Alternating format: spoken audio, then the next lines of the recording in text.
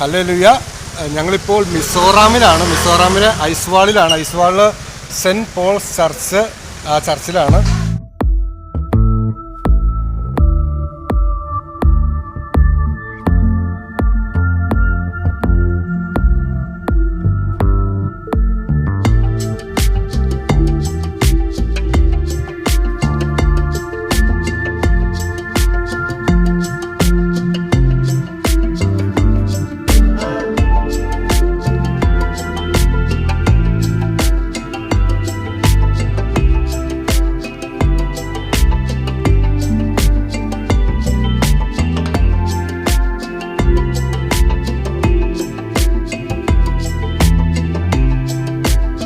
യേശു hallelujah.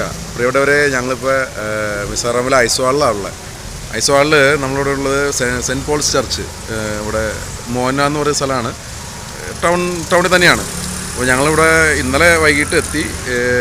വളരെ ദീർഘനേരത്തെ യാത്രയ്ക്ക് അവസാനം ഞങ്ങളിവിടെ എത്തിയത്.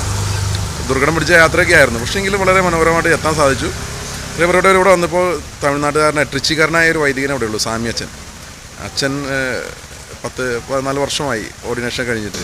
അച്ഛനെ കണ്ടു, അച്ഛനെ പരിചയപ്പെട്ടപ്പോൾ നമുക്കുണ്ടായിരുന്ന എല്ലാ ക്ഷീണവും മാറി. കാരണം കർത്താവ് വചനത്തിൽ പറയുന്നില്ലേ, ഞാൻ നിങ്ങൾക്കൊരു മാംസമുള്ള ഹൃദയം നൽകുമെന്ന്. അതുപോലെ ഹൃദയവിശാലതയുള്ള സ്നേഹമുള്ള, ക്രിസ്തുവിൻ്റെ സ്നേഹമുള്ള ഒരു വൈദികനെ ഞങ്ങൾ കണ്ടു. വളരെ മനോഹരമായിട്ട് സ്വീകരിച്ചു.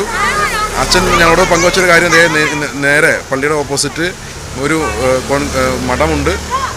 അവിടെ 3 പേര് സിസ്റ്റേഴ്സ് മലയാളികളാണെന്ന് രാത്രി തന്നെ അവരെ വിളിച്ചു, ഞങ്ങളെ പരിചയപ്പെടുത്തി, ഞങ്ങൾ വർത്തമാനം പറഞ്ഞു, ദേവാലയം തുറന്നു തന്നു. ഞങ്ങൾ കുറച്ച് നേരം അവിടെ നിന്ന് പ്രാർത്ഥിച്ചു. ഇതിന് ശേഷം അച്ഛൻ ഞങ്ങൾക്ക് ഭക്ഷണം നൽകി, കിടക്കാൻ നല്ല ഇടം നൽകി. രാവിലെ 5:30 ഞങ്ങൾക്ക് വിശുദ്ധ ബലി അർപ്പിച്ചു തന്നു. അങ്ങനെ മനോഹരമായിട്ട് ഇന്ന് ഈ ദിവസം ആയിരിക്കണം. പിന്നെ അമ്മമാരുടെ കൂടെ ഇന്ന് കുറച്ച് നേരം ഇരുന്ന് പ്രാർത്ഥിക്കാൻ സാധിച്ചു. അവരുടെ കോൺവെൻറ്റിൻ്റെ അകത്ത് തന്നെയുള്ള ചെറിയ ദേവാലയത്തിൽ കുറച്ച് നേരം ഞങ്ങൾ ഒരുമിച്ച് പ്രാർത്ഥിച്ചു. അതിനുശേഷം അമ്മമാർ ഞങ്ങൾക്ക് ഭക്ഷണം നൽകി. ഇപ്പോൾ വീണ്ടും അച്ഛൻ്റെ അടുത്തേക്ക് ഞങ്ങൾ തിരിച്ചു വന്നു എന്ന് പറയാനില്ല, റോഡിൻ്റെ നേരെ ഓപ്പോസിറ്റാണെന്ന് മാത്രം. അപ്പോൾ അത്ര മനോഹരമായിട്ട് മുന്നോട്ട് പോകണം. ഇവിടെ ഇവർ വീടുകളിൽ സുശേഷവുമായിട്ട് പോകുന്നുണ്ട്, കുട്ടികളെ പഠിപ്പിക്കുന്നുണ്ട്. വളരെ മനോഹരമായിട്ട് മുന്നോട്ട് പോയിക്കൊണ്ടിരിക്കുന്നു. വളരെ സന്തോഷം നിറഞ്ഞൊരു സമയം ദൈവം ഞങ്ങൾക്കായിട്ട് ഒരുക്കിയ ദിവസമായിരുന്നു ഇന്ന്. അപ്പോൾ കർത്താവിന് പ്രത്യേകിച്ച് ഞങ്ങൾ നന്ദി പറയുന്നു, പ്രിയപ്പെട്ട അച്ഛനെ ഓർത്ത് ഒക്കെ ആയിട്ട്. പ്രിയപ്പെട്ടവരെ, നമുക്ക് ഒരുമിച്ച് ഈ മിഷനിലായിരിക്കാം. ദൈവം അനുഗ്രഹിക്കട്ടെ. ഈ ഇങ്ങോട്ടൊക്കെ കടന്നു വരുമ്പോൾ ദൈവത്തിൻ്റെ പരിപാലന എത്രയോ മഹത്തരമാണെന്ന് ചിന്തിക്കുക. കാരണം ഞങ്ങൾക്കൊരു യാതൊരുവിധ പരിചയമില്ല ഇവിടെ കടന്നു വരുമ്പോൾ. ഞങ്ങൾ വരുന്ന വഴിക്ക് ഫോൺ വിളിച്ചിട്ടുള്ള ഒരു പരിചയം മാത്രമേ ഉള്ളൂ. പക്ഷേ നല്ല സ്നേഹത്തോടെ, നല്ല ഹാർദ്രമായിട്ട്, ശരിക്കും ഒരു മിഷണറി ചൈതന്യമുള്ള ഒരു വൈദികൻ. ആ മിഷണറി ചൈതന്യമുള്ള സിസ്റ്റേഴ്സ്, തൃശ്ശൂർ പ്രൊവിൻസിൻ്റെ സിസ്റ്റേഴ്സാണ്.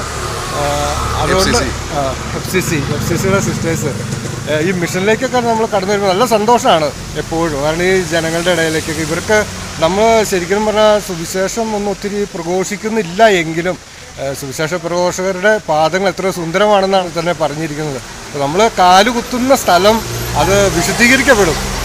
ഉൽപ്പത്തി പുസ്തകത്തിൽ 13-ാം അധ്യായം 17-ാമത്തെ തിരുവചനത്തിലൂടെ പറയുന്നുണ്ട്, എഴുന്നേറ്റ് ഭൂമിക്ക് നെടുകയും കുറുകയും നടക്കുക, അത് നിനക്ക് അവകാശമായിട്ട് തരുന്നു. അപ്പോൾ നമ്മൾ നടക്കുന്ന വഴികൾ, നമ്മൾ ഒത്തിരി കാര്യങ്ങളൊന്നും ചെയ്യണമെന്ന് നിർബന്ധമില്ല. പക്ഷെ നമ്മൾ നടക്കുന്ന വഴിയിൽ കർത്താവിനോട് കൂടിയാണ് നമ്മുടെ സമയവും സമ്പത്തും ഒക്കെ മാറ്റിവെച്ച്, നമ്മുടെ ദശാംശം മാറ്റിവെച്ചുകൊണ്ട് ഈ മിഷനിലേക്കൊക്കെ കടന്നു വരുമ്പോൾ കർത്താവ് അവിടെ പ്രവർത്തിച്ചോളും. ഞങ്ങൾക്ക് ഒത്തിരി കാര്യങ്ങൾ ഞങ്ങൾക്ക് നേരിട്ട് തന്നെ മനസ്സിലാക്കാൻ സാധിക്കുന്നുണ്ട്. കാരണം കർത്താവ് പ്രവർത്തിക്കുന്നുണ്ട്. ഒരു അത്ഭുതങ്ങളാൽ അടയാളങ്ങളും വചനം സ്ഥിരീകരിക്കുന്നു. നമ്മുടെ കൂടെ നടക്കുന്ന ഈ ഒരു ഈശോയുണ്ട്. ഈശോയുടെ സ്നേഹം എത്രയോ വലുതാണെന്ന് തിരിച്ചറിയണമെങ്കിൽ നമ്മൾ ഈ ഈശോയുടെ കൂടെ നടന്ന് ഇങ്ങനെയുള്ള മിഷൻ ഗ്രാമങ്ങളിലൂടെ നടന്ന് ഇങ്ങനെയുള്ള വൈദികർ, ഒത്തിരി സിസ്റ്റേഴ്സ്, ഇന്ന് നമ്മൾ ഒരുപാട് സിസ്റ്റർമാരെയും വൈദികരെയും ഒക്കെ കുറ്റപ്പെടുത്തുന്നുണ്ട് ചിലപ്പോൾ. പക്ഷേ നമ്മുടെ കുറവുകൾ, നമ്മുടെ വൈദികർക്കോ സിസ്റ്റേഴ്സോ കുറവുകളുണ്ടാവും. പക്ഷേ അത് 1-2 ആളുകൾ മാത്രമാണ്. പക്ഷേ അങ്ങനെയുള്ള സിസ്റ്റർമാരും വൈദികരൊക്കെ ഇവിടെ ചെയ്യുന്ന ഓരോ പ്രവൃത്തികൾ എത്ര ത്യാഗം സഹിച്ചിട്ടാണ്. ഇവിടെ ചിലപ്പോൾ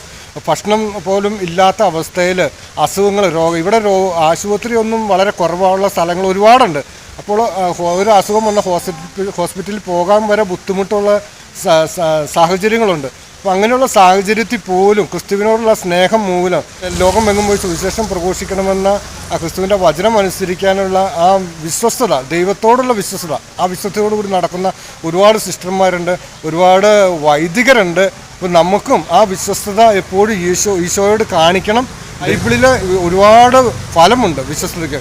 നമ്മൾ കാണിക്കുന്ന വിശ്വസ്തയ്ക്ക് കർത്താവ് നമുക്ക് വിശ്വസിക്കുന്നതിനാണല്ലോ രക്ഷയുള്ളത്. വിശ്വസിക്കുന്നതിനാണ് രക്ഷയുള്ളത്. ആ വിശ്വസ്തത എന്ന് നമ്മൾ എത്രത്തോളം നമ്മൾ ദൈവത്തോട് ചേർന്നിരിക്കുന്നു അത്രത്തോളം അതിലധികമായിട്ട് നമ്മളോട് ദൈവം ചേർന്നിരിക്കും, നമ്മളെ വഴി നടത്തുന്നു എന്നുള്ള ഞങ്ങളുടെ യാത്രയിലൊക്കെ ഞങ്ങൾക്ക് മനസ്സിലാക്കാൻ സാധിക്കുന്ന കാര്യം. ഹല്ലേലൂയ.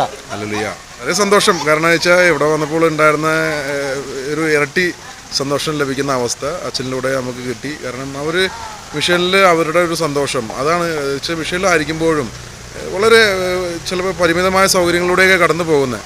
പക്ഷേ അവരനുഭവിക്കുന്ന സന്തോഷം ഞങ്ങളുമായിട്ട് അവർ പങ്കുവയ്ക്കുകയാണ് ചെയ്യുന്നത്.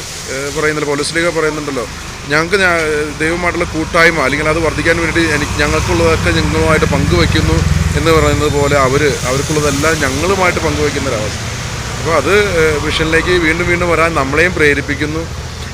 ഇങ്ങനെ ഒത്തിരി വൈദികർ ഒത്തിരി ഇടങ്ങളിൽ പ്രവർത്തിക്കുന്നുണ്ട്, സന്യസ്തർ പ്രവർത്തിക്കുന്നുണ്ട്. ഇവർക്കൊക്കെ ഒരു ആവശ്യം വന്നാൽ ഇപ്പോൾ പ്രാർത്ഥിക്കേണ്ട ആവശ്യമാണ്. കാരണം മിഷനിലൊക്കെ ഇങ്ങനെ പ്രവർത്തിക്കാൻ പറ്റുന്ന വൈദികരെ ലഭിക്കുക എന്ന് പറയുന്നത് തന്നെ വലിയ കൃപയാണ്. അപ്പോൾ അതുകൊണ്ട് അവരായിരിക്കുന്ന ഗ്രാമങ്ങളിൽ അതിനുള്ള സൗകര്യമില്ല. അതാണ് അവിടുത്തെ അവസ്ഥകളൊക്കെ. അപ്പോൾ പ്രത്യേകിച്ച് നമുക്ക് ഒരുമിച്ച് പ്രാർത്ഥിക്കാം. ദൈവം അനുഗ്രഹിക്കട്ടെ. എല്ലാവരെയും സമർത്ഥമായിട്ട് കൃപയാൽ നിറയ്ക്കട്ടെ എന്ന് പ്രാർത്ഥിക്കുന്നു. ആമീൻ.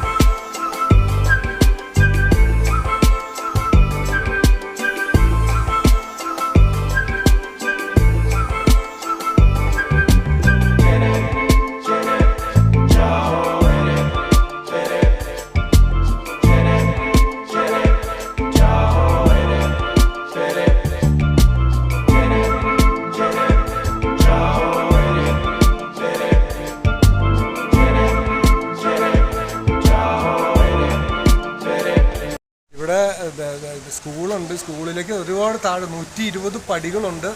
താഴത്തേക്ക് ഇങ്ങനെ ഇറങ്ങിപ്പോകാൻ ഒരു രണ്ട് മലയുടെ ഇടയ്ക്കായിട്ടാണ് ഇവിടെയൊക്കെ ഈ വീടുകൾ ഇങ്ങനെ പണിയുന്നത്.